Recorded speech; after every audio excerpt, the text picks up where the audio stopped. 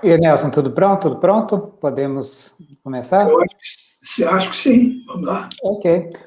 Então, pessoal, boa tarde para todo mundo que está acompanhando aí no YouTube. Então, a gente vai começar agora a segunda parte desse painel sobre filosofia da ciência. E é um grande prazer aqui contar com a presença do Nelson Vaz, que a gente pode dizer que é uma das grandes autoridades em imunologia no Brasil. O Nelson Vaz é professor emérito da UFMG, membro titular da Academia Brasileira de Ciências, sócio fundador da Sociedade Brasileira de Imunologia e membro honorário da Sociedade Portuguesa de Imunologia. E além de trabalhar, né, com vários temas ligados à imunologia, né, como tolerância oral, sistema imune e imunoglobulinas naturais, o Nelson Vaz também se interessa por aspectos mais filosóficos e epistemológicos da imunologia, a partir da obra do Humberto Maturana. Então, Nelson, vou te dar a palavra e obrigado por aceitar o convite, por sua participação aqui no webinário de hoje.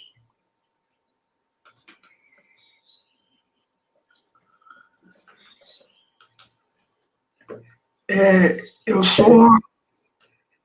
Você quer compartilhar os seus slides? Você tem slides, né? Por favor. Uhum. Pode ir, tem a opção aí embaixo da tela do Share.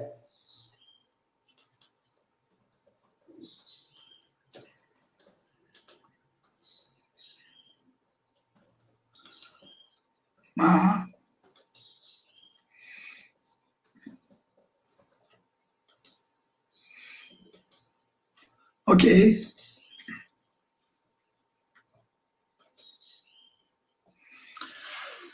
Muito bem. Eu tenho uma grande simpatia por esse pintor russo, Vassily Kandinsky. Ele, certa vez, quase foi preso em Moscou, porque num museu, com um pincel com tinta azul, tentando retocar um dos quadros dele na parede do museu. Eu fico sempre retocando as minhas coisas. O tema que a gente escolheu é extremamente vasto e eu basicamente quero lhe falar de imunologia com ideias sistêmicas. O problema é entender o que são ideias sistêmicas, né?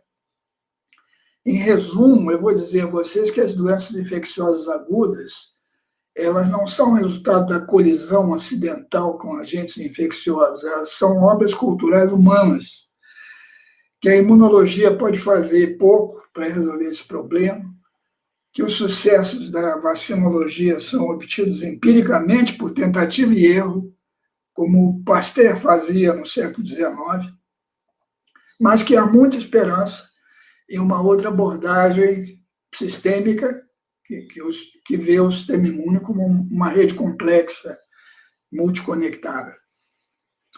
A Covid-19 é o maior experimento já realizado no planeta, né? Quer dizer, nunca tanta gente pensou e trabalhou e mexeu em coisas por causa do mesmo problema. E os coletivos que a internet permite gerar, como esse que nós estamos vivendo agora, são realmente uma novidade, né? E o destaque caiu rapidamente na vacinologia, quer dizer, houve muita sorte que as nossas vacinas funcionaram, né? Mas há uma diferença fundamental entre a vacinologia, o estudo das vacinas, e a imunologia como uma ciência mais ampla, mas certamente a vacinologia assume a vanguarda aí no entendimento do público. Eu queria dedicar essa palestra ao meu grande amigo, recentemente falecido, Tomás da Mota Santos, foi quem me trouxe para Minas Gerais, para o UFMG, e com quem eu tenho memórias muito sentidas em relação a ele. E Tomás um dia disse que com as campanhas de vacinação, os governos querem que o corpo resolva os nossos problemas sociais. É exatamente isso que nós estamos vivendo, tem muito a ver o que eu vou falar com isso. Eu devo meu entendimento desse problema à leitura e à convivência com textos e com a pessoa de pensadores formidáveis. Eu comecei lendo Gregory Bateson, que tem uma ideia espantosa, escandalosa. Bateson dizia que o propósito consciente, a nossa intencionalidade, é bem diferente da maneira da natureza funcionar. E se nós começarmos a mexer na natureza apoiados por uma tecnologia muito poderosa, nós vamos destruir o mundo. Maturana, eu tive o prazer de conhecer pessoalmente, um grande amigo, uma pessoa recentemente falecida também, do qual eu sinto muita falta, aprendi muita coisa com ele. Ele não só discutia a biologia do conhecer, quer dizer, como a nossa biologia justifica o conhecer, como trabalhou com o linguagear, quer dizer, a linguagem como um fazer juntos, uma coordenação de condutas, que é muito importante ressaltar. E Andrew Pickering foi o último das pessoas que eu conheci, e também tem uma postura que eu diria espantosa à primeira vista, porque ele defende uma espécie de incognoscibilidade, como se a maioria dos sistemas naturais fossem excessivamente complexos para ser entendido, que nós não devíamos perder tempo com tentar entendê-los, e sim lidar com uma dança de agências, como eles chamam. E, em último lugar, o meu trabalho experimental, que basicamente a parte final teve a ver com a diferença entre entrar em contato com uma proteína por injeção, como uma vacina, ou entrar em contato, por exemplo, pela alimentação, né? Que é praticamente o oposto que acontece quando um animal ingere uma proteína. Na escola nos ensinaram que elas são digeridas, e isso não é verdade, né? Quer dizer, se fosse verdade, não haveria reações alérgicas a alimentos, e uma criança pode morrer com anafilaxia em 1 minuto por comer 1 grão de amendoim, né? A nossa microbiota nativa também, os vírus também entram em contato conosco dessa maneira. Eu reuni um grande número de artigos num site ainda em construção, mal feito ainda, chama-se Imunontologia, que tem esse endereço, imunontologia.com.br, que pode ser acessado para muita informação nesse sentido.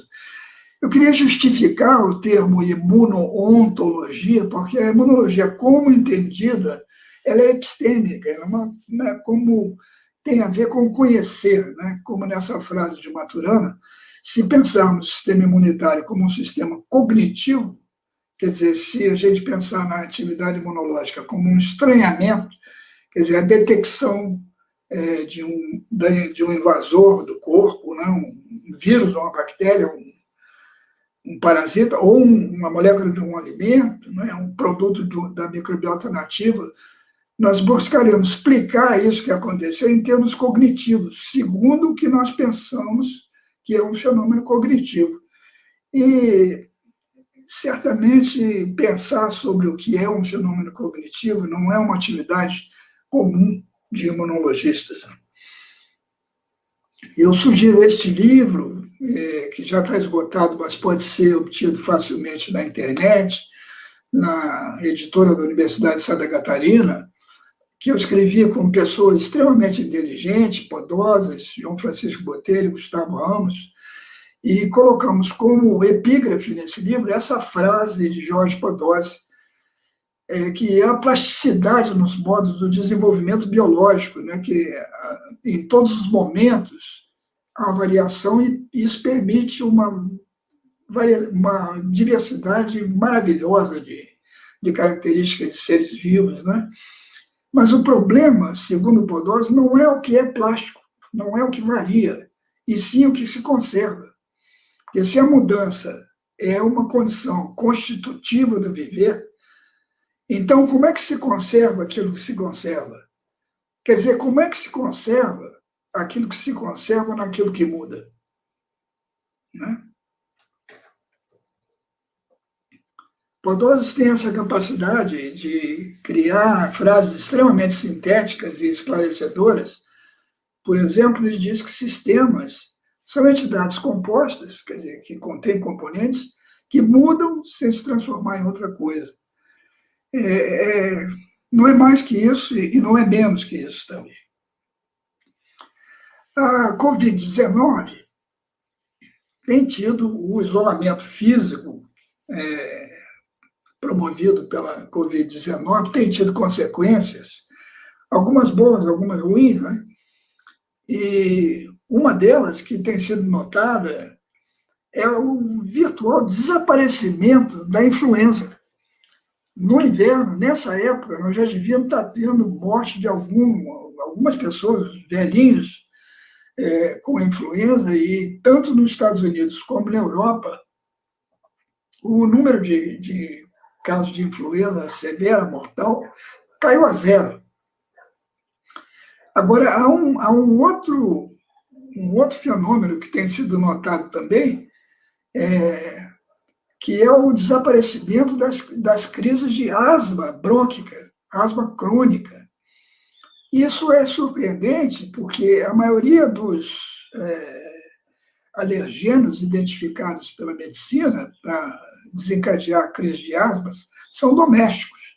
E como as pessoas ficaram em casa mais tempo, elas deviam ter mais asma e não menos asma.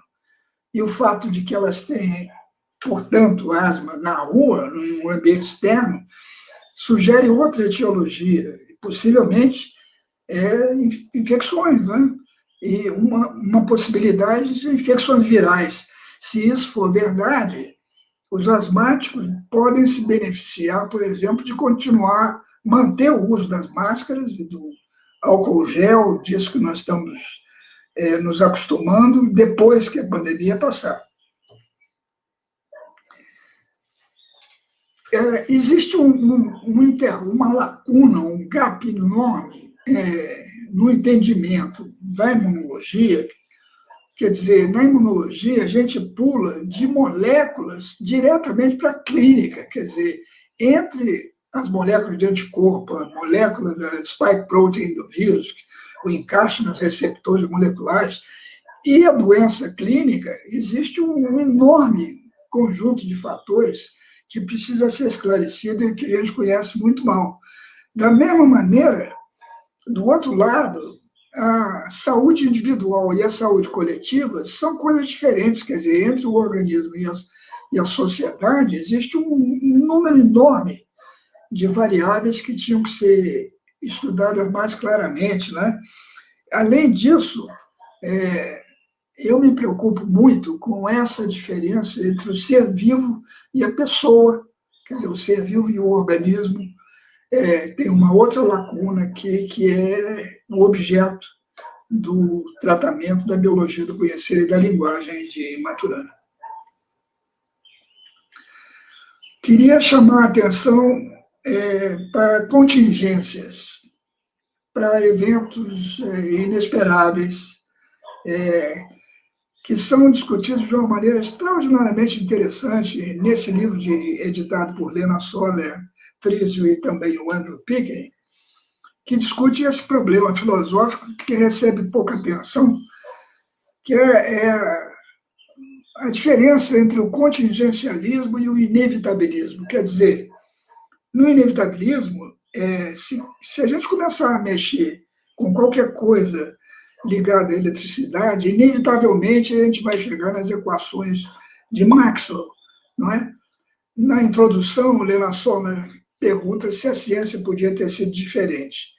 Quer dizer, será que a história podia ter nos dado uma outra ciência, um outro conceito de genética, um outro conceito de gravidade, um outro conceito de eletricidade? Ou existe algo inevitável que qualquer empreitada científica de respeito, se existe isso, e se existe exatamente o que isso seria, né?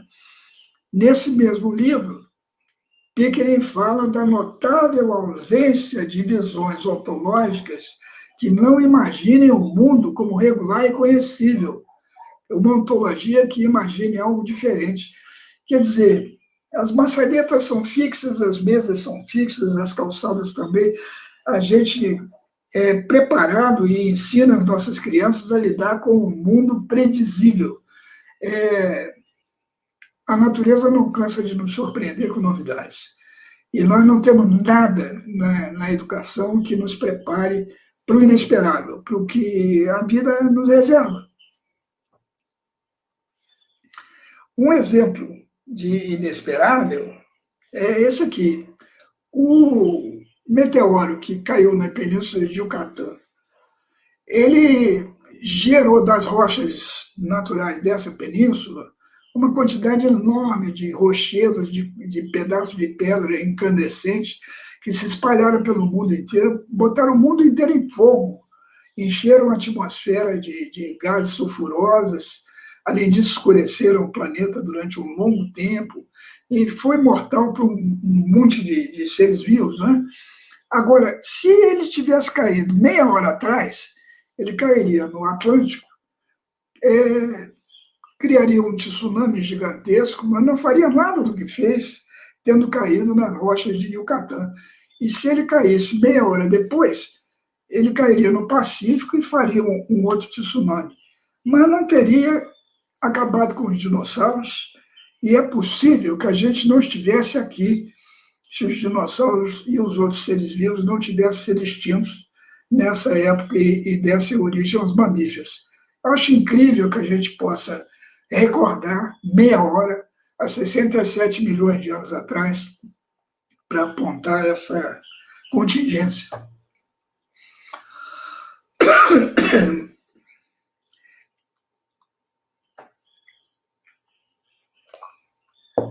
Eu queria falar com vocês de uma contingência na imunologia. Falar do tempo profundo, do período neolítico. Antes disso, eu teria que fazer uma espécie de imunologia instantânea, assim, imunologia na veia, o que se ensina no colégio, não é? Quer dizer, a vacina contra a varíola inventada por Jenner, quase um século depois, Pasteur generaliza a produção de vacinas em laboratório por enfraquecimento de micróbios e cria essa possibilidade de vacinas, chama de vacinas por causa de Jenner, que usou vacas, né? Vacina vem de vaca no latim. 10 anos depois se descobre que algumas bactérias secretam venenos muito poderosos, toxinas, e que animais que sobrevivem à injeção dessas toxinas ficam mais resistentes. Ficam mais resistentes porque desenvolvem um antídoto específico no sangue, uma antitoxina. Essa antitoxina é usada como soroterapia, quer dizer, colhe-se antitoxinas em cavalos e bois e se salva a vida de crianças morrendo de difteria em Paris e Berlim. Isso é extraordinariamente importante, foi a maior vitória, o maior exemplo de tradução de achados do laboratório direto para a medicina, né? E foi, em grande parte, responsável pela criação da imunologia. Mas a coisa começa a ficar quente do ponto de vista biológico, mais 10 anos depois, quando Ehrlich mostra que não é preciso ser micróbio nem toxina para gerar anticorpos.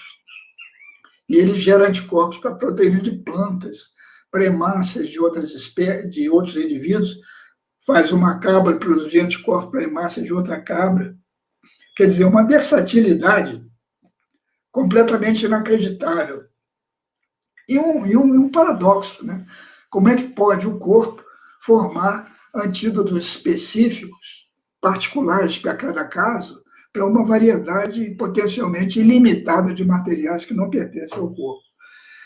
Então, a imunidade, a imunidade aparece com as doenças infecciosas, principalmente com as doenças agudas. É uma observação humana, provavelmente, que tem milhares de anos.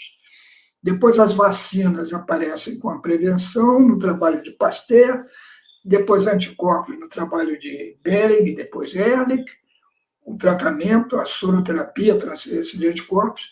E uma coisa importante também, se descobre que os anticorpos começam a ser usados na sorologia como diagnóstico de doenças infecciosas.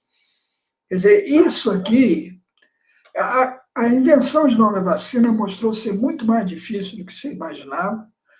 Nós temos aí 2, 3 dúzias de vacina e 300 doenças que a gente gostaria de evitar. A gente não sabe realmente inventar vacinas, às vezes dá sorte, como demos com a Covid-19,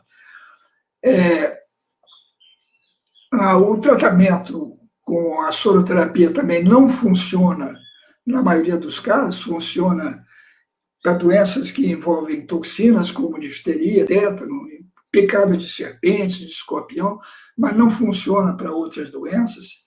Agora, enquanto essas duas coisas encontraram obstáculos muito grandes, a sorologia diagnóstica progrediu desde então de uma maneira fantástica. Hoje em dia nós temos milhares de testes diagnósticos, né?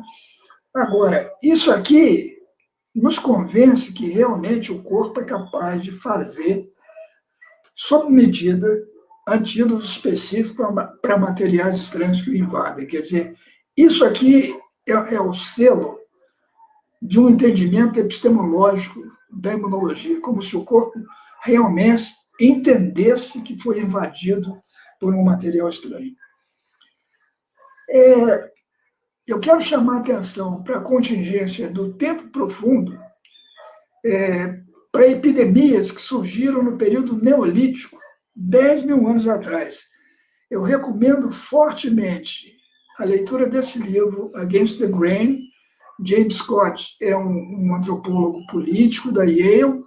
Ele tem evidências absolutamente claras de que entre 10 e 6 mil anos atrás, a população humana sofreu epidemias tão graves, tão devastadoras, que ela não cresceu, embora houvesse a adoção da vida gregária,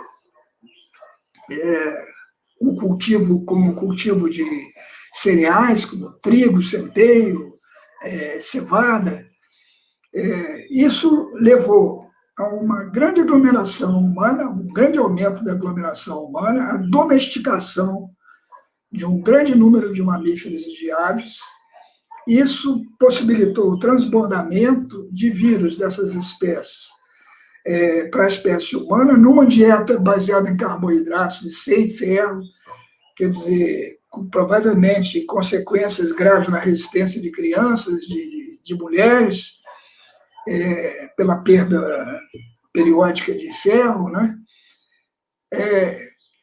Mas, gradualmente, durante milênios, esses vírus e micróbios se tornaram endêmicos nessa população que se espalhou e colonizou a Europa. Mas quando os europeus atravessaram o Atlântico e chegaram ao contato com as populações indígenas das Américas, tanto na América do Norte e na América Central, quanto no Brasil, nesse livro de Zé Lopes, aí aqui no hemisfério norte, houve uma devastação praticamente total dessas nações indígenas. Quer dizer, as doenças agudas que surgiram nesse período nos obrigam a criar uma nova história antiga. Quer dizer, o gênero Homo tem cerca de 400 mil anos, então esses 12 mil anos, onde surgiram as epidemias, né, representam 1/4 de 1% da vida do homem no planeta. Quer dizer, o surgimento das doenças infecciosas é um evento relativamente recente na vida humana, né? E biologicamente isso é um piscar de olhos. Quer dizer, as doenças epidêmicas que nós vivemos não foram resultado da colisão acidental com vírus e micróbios, mas sim o resultado deste passado da adoção da agricultura de cereais que levou a essa contingência. Quer dizer, as doenças infecciosas agudas e epidêmicas são fenômenos culturais gerados no período neolítico. Quer dizer, essa é a tese fundamental de Scott nesse seu livro Against the Grain.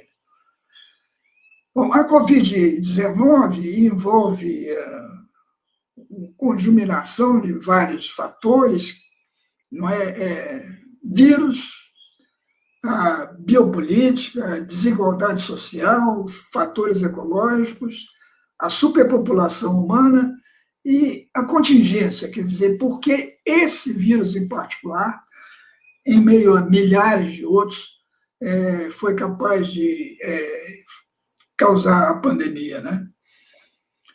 Vários fatores colaborando para isso acontecer. Como é que a gente vai resolver isso? Certamente mecanismos de alerta planetário vão ser necessários. A crise climática vai influenciar muito gravemente o que a gente vai poder fazer. Eu quero bater na tecla de que o entendimento da imunologia está acima do simples desenvolvimento da vacinologia, como ela é entendida atualmente. Quer dizer, nós podemos entender muito mais de imunologia ainda. Quanto aos vírus, todos esses são imagens de vírus colhidos dos oceanos, num artigo recente da Nature, que eu recomendo a todo mundo, porque tem essa frase que eu tive que ler várias vezes para entender o que ela estava propondo, porque eles calculam 10 elevado a 31 partículas virais habitando apenas os oceanos da Terra. Quer dizer, isso, para ter uma ideia, representa 10 bilhões de vezes o número calculado de estrelas no universo conhecido. Não é? E se pensar que isso aqui é o Oceano Pacífico, quer dizer, a Terra inteira, né? Se você imaginar o fundo do Oceano Pacífico, é recoberto por um microfilme de arqueias, quer dizer, organismos semelhantes a bactérias, que estão em reprodução. Quer dizer, na verdade, essa expressão mineira, oncotô, a gente realmente não sabe onde está até agora, a gente não tem noção do que é o planeta em termos biológicos. Em alguns animais, como em morcegos, as condições de existência dos vírus são diferentes. Existem 1.300 linhagens de morcegos, né? De morcego de 2 gramas até 2 quilos.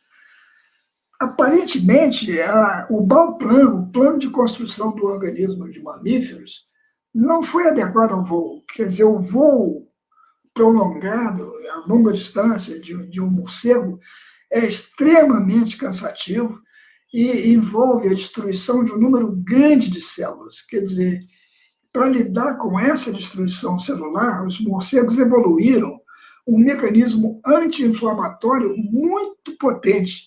Quer dizer, eles não inflamam em situações em que qualquer outro mamífero inflamaria. Então, seres que vivem como gregários, com populações de milhões de habitantes, juntos uns aos outros, babando e lambendo uns aos outros, que voam a grandes distâncias, quer dizer, disseminam seus produtos em longas distâncias. E se tornam ambientes extremamente propícios a vírus, porque não inflamam. Então, há uma variedade anormal para outros mamíferos de vírus nos morcegos, inclusive vários coronavírus. Certamente, o Covid-19 tem uma origem em morcegos, né, provavelmente passando por uma outra espécie, mas os morcegos são o segundo grupo de animais mais abundantes, de vertebrados mais abundantes, terceiro grupo de vertebrados de mamíferos mais abundantes terrestres, né? O segundo problema é a superpopulação, e aí basta esse gráfico. Não é? Aqui, esse período em que se desenvolveram as pandemias, né? Quando chega no século XVIII e XIX, a população literalmente explode. Né? Nós formamos 6 bilhões de habitantes em um século. Isso está associado... Bom, essa é uma boa descrição do que aconteceu de 1945 para cá, quer dizer, com a invenção de um fertilizante nitrogenado muito barato e a energia barata também, é uma descrição bastante credível do que aconteceu de 45 para cá. A devastação ecológica, né, que o capitalismo determinou, permitiu, nós temos desrespeitado a vida em todos os seus níveis, as queimadas em floresta, nós temos enchido os rios de plástico, nós temos enchido o oceano também de plástico, né? Então, todos esses fatores, vírus silvestre, como eu mencionei agora, nós não vamos... Isso aqui é uma parte da natureza, é a partícula biológica mais comum da natureza. Precisamos de uma outra maneira de entender isso. Os vírus, essa bola azul significando os vírus na natureza, né? Cada linhagem teria uma quantidade muito menor de vírus, uma pequena fração que vive em harmonia com o organismo, e dentro dessa fração, a fração que se torna patogênica é, inclusive, muito pequena, e geralmente aparece quando há passagem de um vírus de uma linhagem, de uma espécie animal para outra. Bom, nessa história toda, a imunidade significa que certas doenças só se tem uma vez. As vacinas são tentativas de reproduzir artificialmente essa imunidade. Anticorpos são considerados o correlato molecular da imunidade, quer dizer, a cura, né? Isso tem que ser qualificado de várias maneiras. As doenças contagiosas epidêmicas agudas, como eu estou sugerindo, são criações culturais humanas. A maioria das doenças humanas na civilização atual é crônica, né? Diabetes, hipertensão, obesidade, depressão. A imunologia pode fazer muito pouco em relação a essas doenças. Vacinas são vistas como comandos bioquímicos às quais o corpo obedece. Quer dizer, você injeta um extrato, uma suspensão, um pedaço do Covid-19, o corpo se torna imune. Mas o corpo não obedece, não é isso que o corpo faz. O corpo faz o próprio corpo. Ele não obedece, mas aprende. Mas cada corpo aprende à sua maneira, de acordo com a sua história. Quer dizer, cada um fica imune à sua maneira. As vacinas são entendidas como o desenvolvimento de uma memória. Quer dizer, por isso é que se dá a segunda dose, né? A dose de reforço. A quantidade de anticorpos formados na segunda dose pode ser 20, 30 vezes maior do que a quantidade na primeira dose. Mas uma memória, como mecanismo de proteção, seria suicida, porque ela seria explosiva toda vez que o corpo não conseguisse eliminar o material invasor, ou encontrasse o material continuamente no ambiente. Segundo lugar, é fácil obter anticorpos, mas é difícil obter proteção. Quer dizer, eu quero obter uma vacina contra o Schistosoma mansoni. Injeto extratos de histosoma em animais e obtenho rapidamente muitos anticorpos, ativo muitos linfócitos contra os antígenos do histosoma. Mas isso não significa obter proteção. Quer dizer, nós não sabemos. Na verdade, a gente não sabe exatamente o que é o adoecer. A soroterapia não protege, quer dizer, isso já devia bastar como evidência de que os anticorpos por si só não são a explicação da cura, a explicação da proteção, né? E, além disso, a gente ignora a atividade natural contínua do sistema imune do organismo. Quer dizer, o organismo está continuamente ativando linfócitos, produzindo globulinas, e a gente ignora o significado dessa atividade, né? Ignora o que a gente reage a alimentos, a microbiota nativa, aos vírus, e ignora também o caráter sistêmico. Uma das maneiras de demonstrar que a gente precisava prestar atenção nisso é criar um camundongo em condições que a gente chama antigen-free. Quer dizer, um animal que é criado numa bolha de plástico, sem contato com bactérias, com vírus, né? Além disso, recebe uma dieta que a gente chama elemental, que é uma dieta artificial, que não contém macromoléculas, não contém proteínas, não contém carboidratos grandes, né? Bom, esse animal, criado nessa condição absolutamente artificial, ele forma exatamente a mesma diversidade e a mesma quantidade de IgMs, que é uma das classes mais importantes de anticorpos, a imunoglobulina M, ela é formada na mesma quantidade nesses animais antigen-free. A mesma coisa que um animal numa gaiola comum, recebendo dieta convencional, que tem a sua microbiota nativa.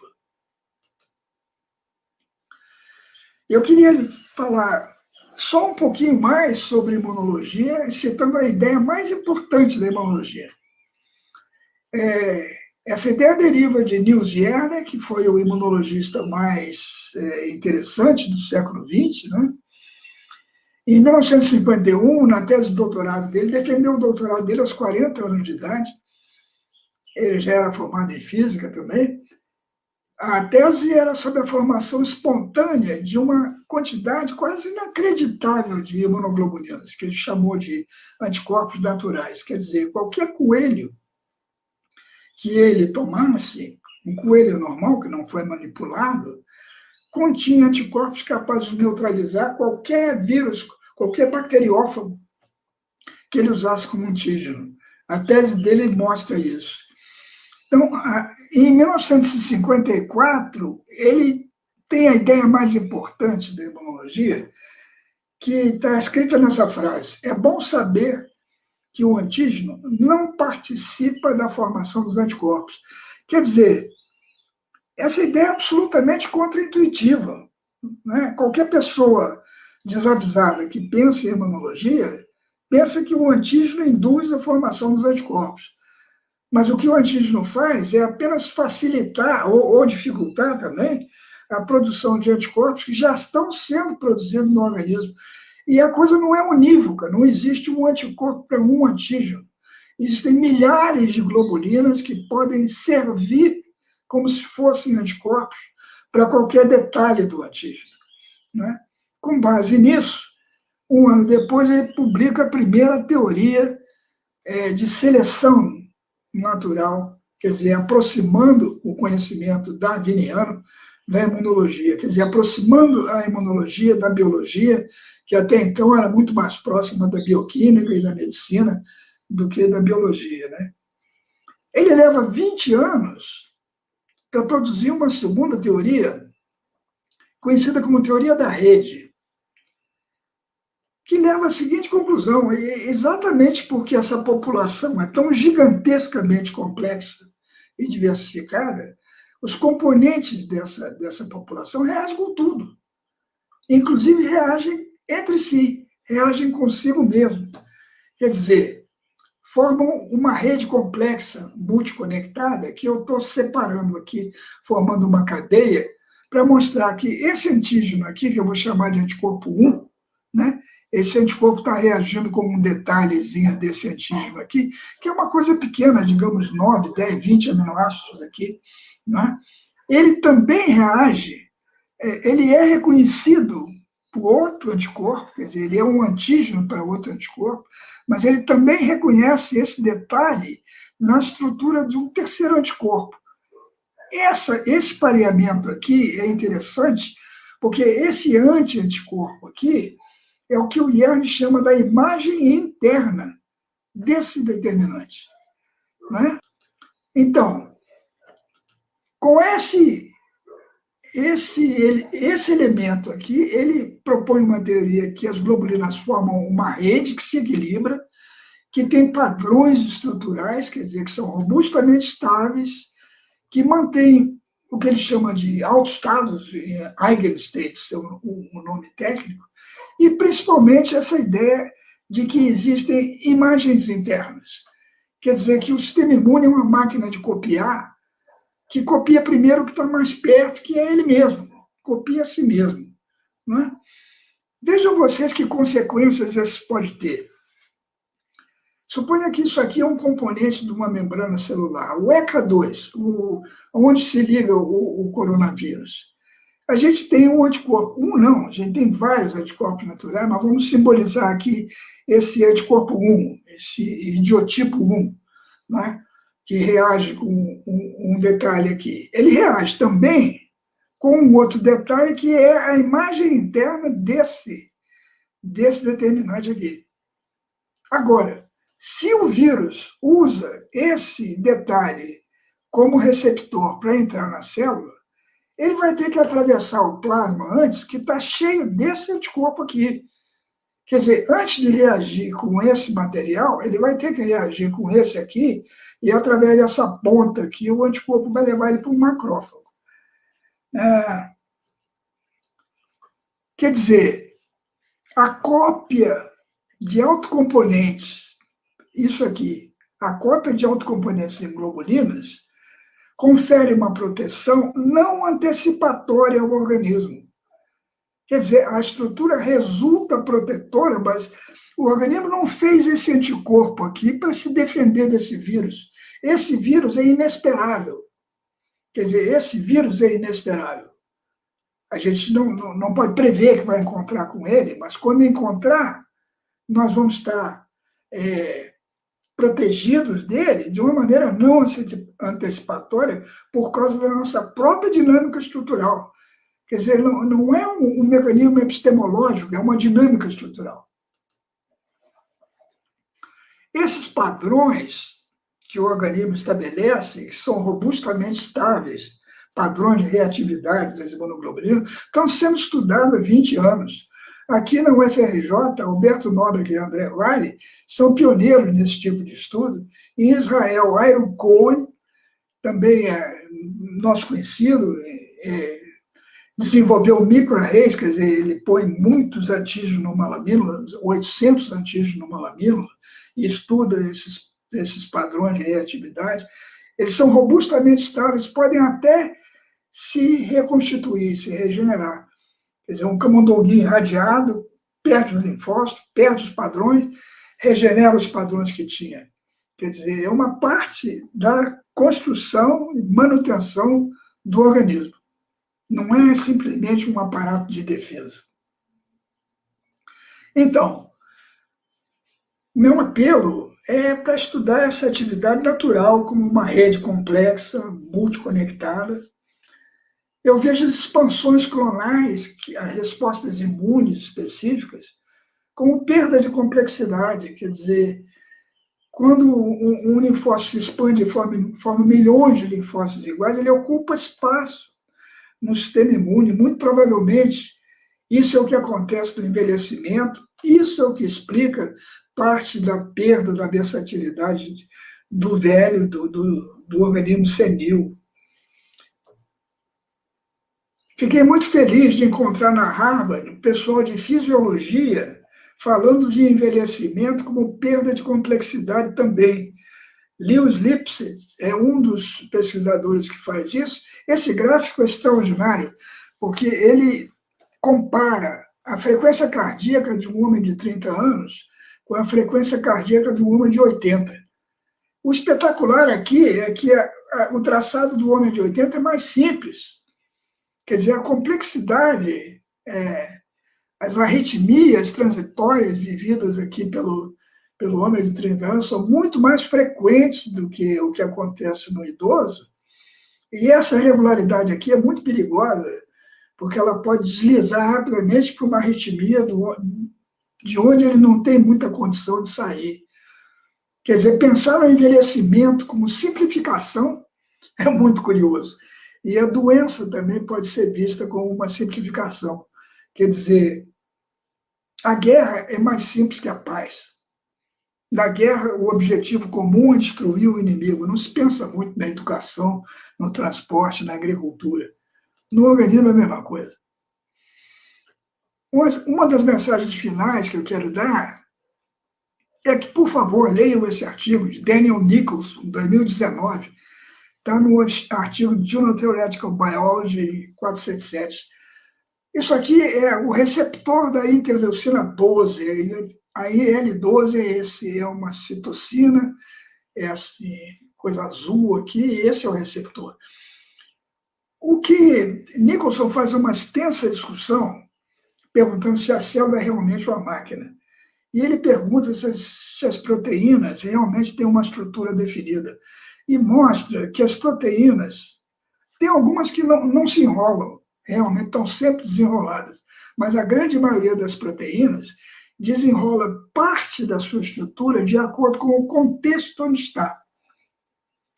Ora, forma e função e estrutura são fundamentais na biologia. Se uma proteína varia de forma de acordo com o local onde ela está, a biologia é outra coisa.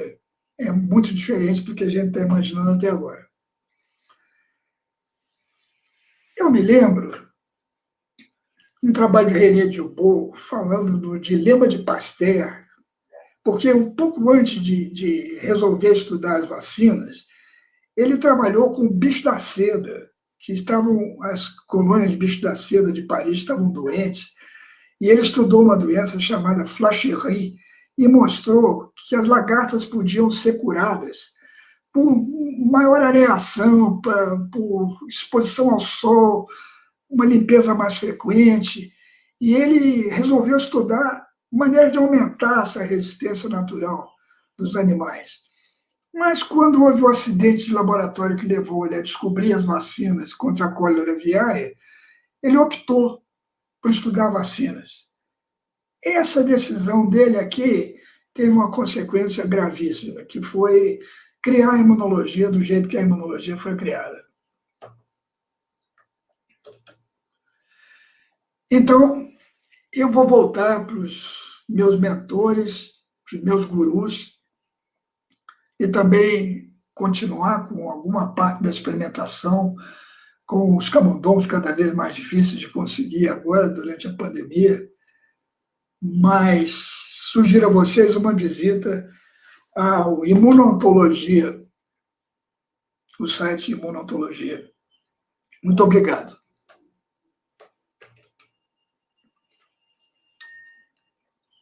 Nelson, muito obrigado por sua contribuição, por essa fala muito interessante. Você trouxe muitas considerações que acho que mostram, né, sem dúvida, que o modo como nós pensamos aí, intuitivamente, a imunologia, sistema imune, em termos de anticorpos, todas essas coisas, pode estar, na verdade, não é apropriado para descrever o que está acontecendo ali, né? Que se você traz as ferramentas teóricas de uma abordagem mais sistêmica, você ter capaz não só de descrever aquilo, né, de forma mais apropriada o que acontece naquele nível, mas também isso traz consequências diretas até para o programa de pesquisa, assim, né? Não é só uma elucubração filosófica, mas traz consequência direta para o tipo de perguntas que você faz e as respostas que você espera obter. Agora, eu queria te fazer uma pergunta sobre, assim, né, falou de imunologia, sistema imune, anticorpos. Uma coisa que muito se falou aí, né, durante a pandemia foi imunidade, né? Então, os governos queriam imunizar essa população de alguma forma. Você falou imunidade de rebanho, né? Imunidade, se você permanece imune após ter doença. Então, imunidade é uma coisa que apareceu bastante aí. Como você vê essa questão? Não foi uma coisa que apareceu diretamente na sua fala, né? O que é imunidade? Você viria em termos que você chamou de resistência natural? Como você vê a imunidade? Nas infecções por bactérias que secretam toxinas e por vírus que fazem uma fase de viremia, que passam pelo sangue, e que, além disso, tem um período de incubação longo, anticorpos podem ser interessantes como correlatos de proteção, quer dizer, correlatos de imunidade. Na difteria, tem um teste que a gente chama teste de Schick, que determina se uma criança está ou não está com difteria, injetando uma pequena dose de toxina na pele.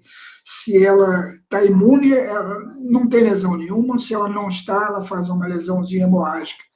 Então, quanto mais anticorpo você tem, mais imune você é à difteria. No caso da Covid, isso é parcialmente verdade. Quer dizer, quanto mais anticorpo neutralizante houver, quer dizer, quanto mais anticorpo impedir que o vírus chegue à célula, isso aborta a infecção, né? Aborta o processo de multiplicação do vírus. Agora, nós sabemos muito pouco a respeito do que acontece depois disso. Quer dizer, as perguntas que a população faz, quanto tempo dura? Ou posso usar uma outra vacina que não essa?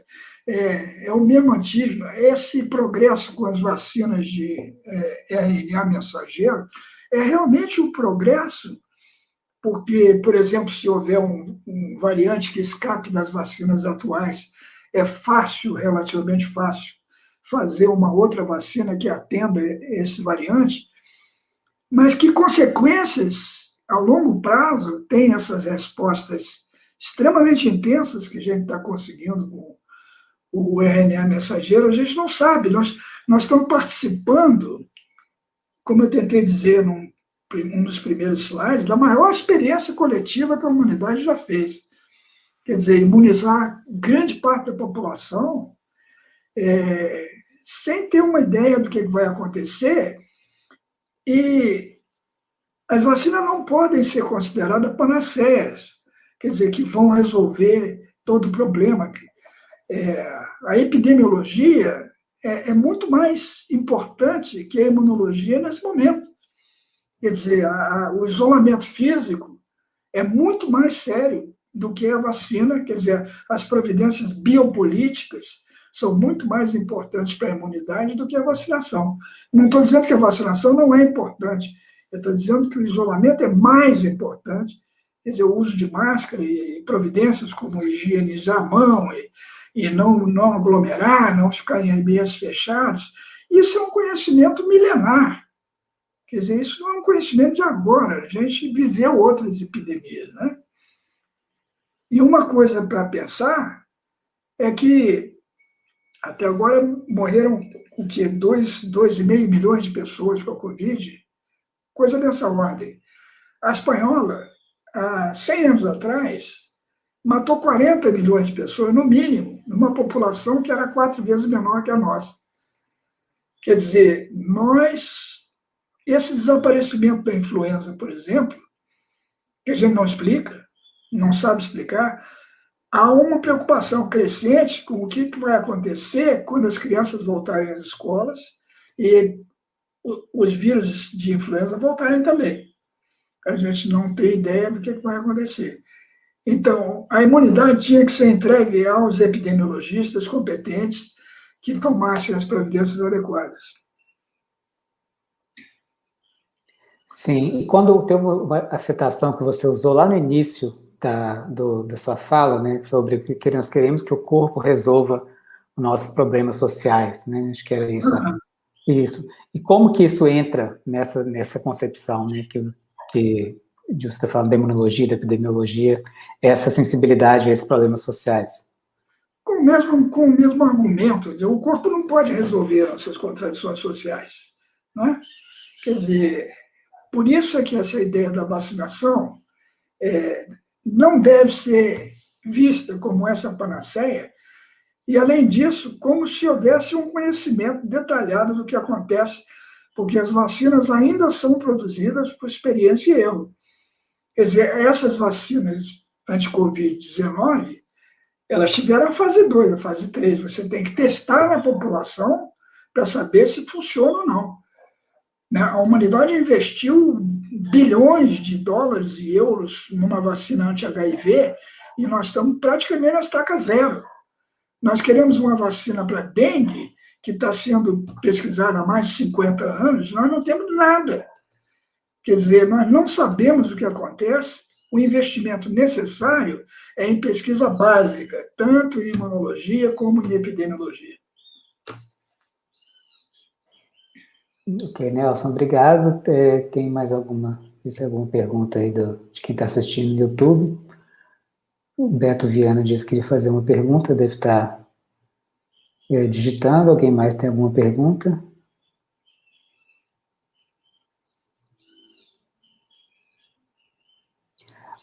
Em algum momento você mencionou que a gente não sabe fazer vacina, né? Não sabe o que acontece, é meio que uma tentativa e erro. Né? Podia só explorar mais um pouco isso, que você só mencionou isso, mas não explorou muito isso. E o que significa isso, na verdade?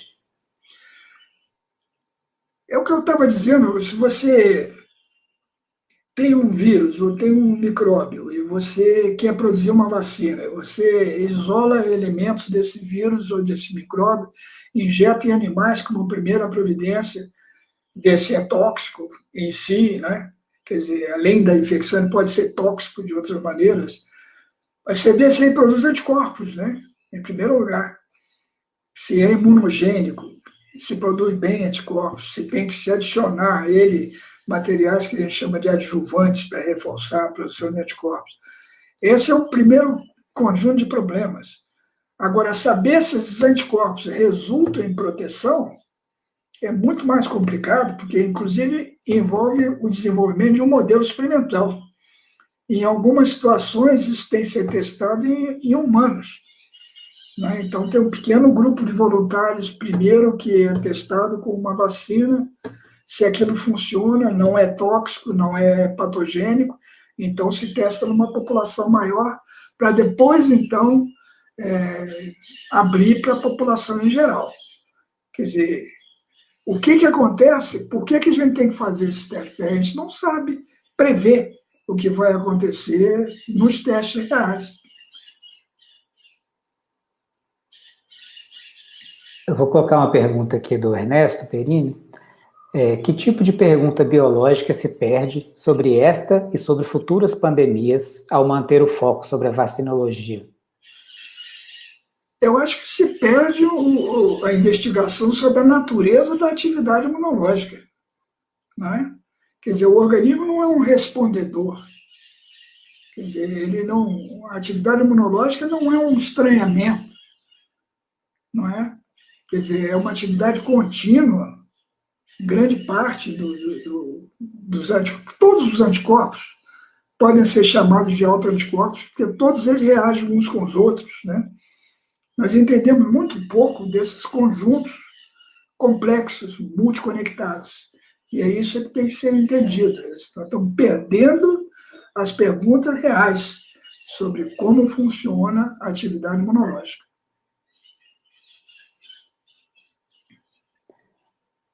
Nelson, eu vou pôr aqui uma pergunta do Eros Carvalho.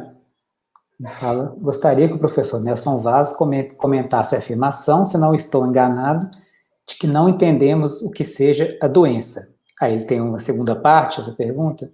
Na visão sistêmica, ela não poderia ser entendida em termos de deterioração da autopoiese devido à entrada de um patogênico?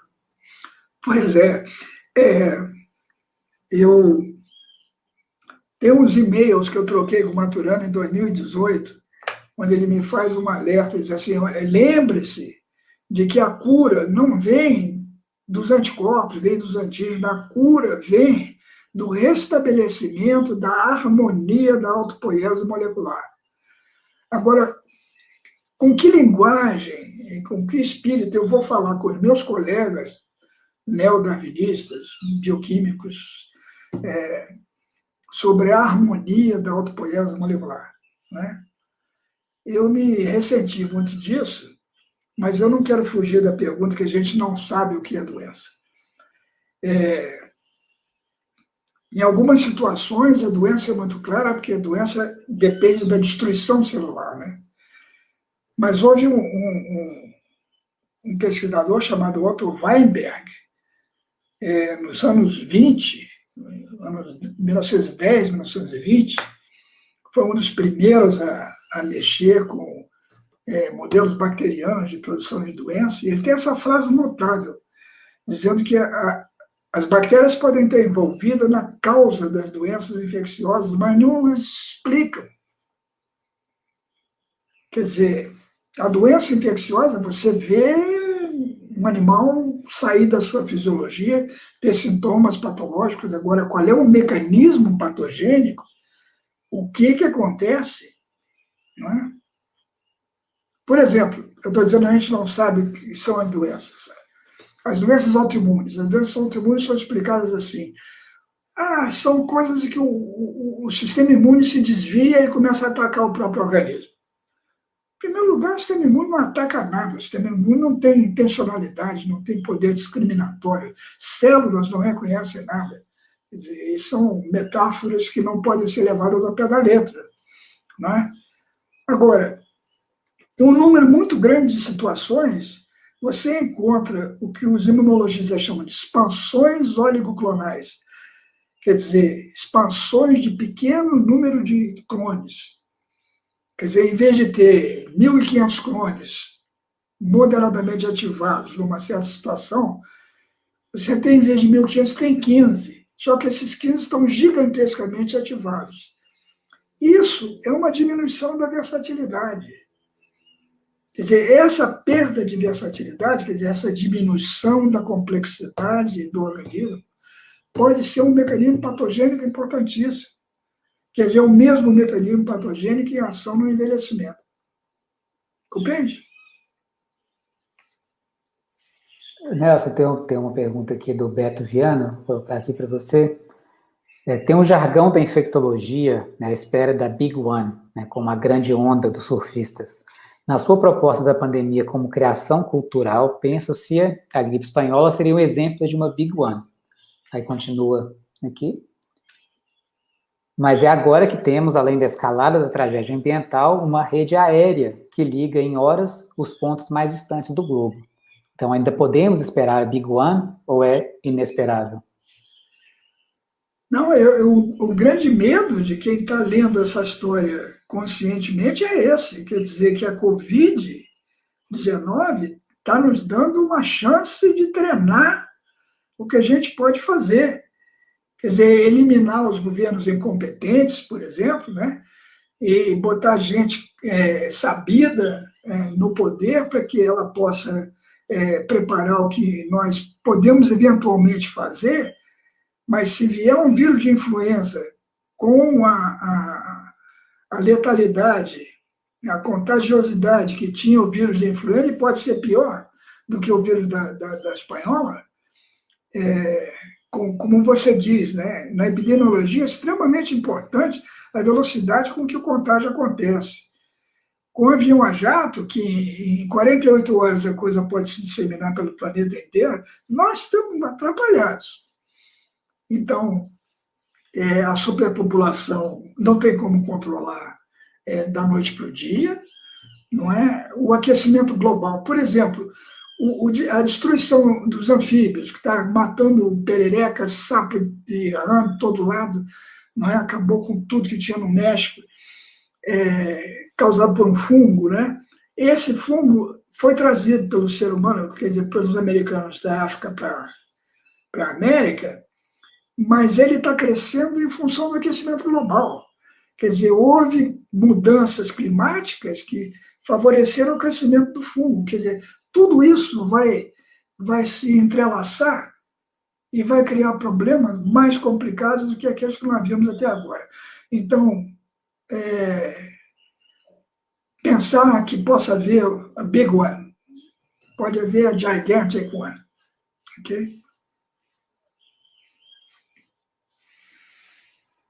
Ok, Nelson, muito obrigado. Tem muitas mensagens de agradecimento aí para você, de elogios. Então, se não tem mais perguntas do público, a gente pode encerrar essa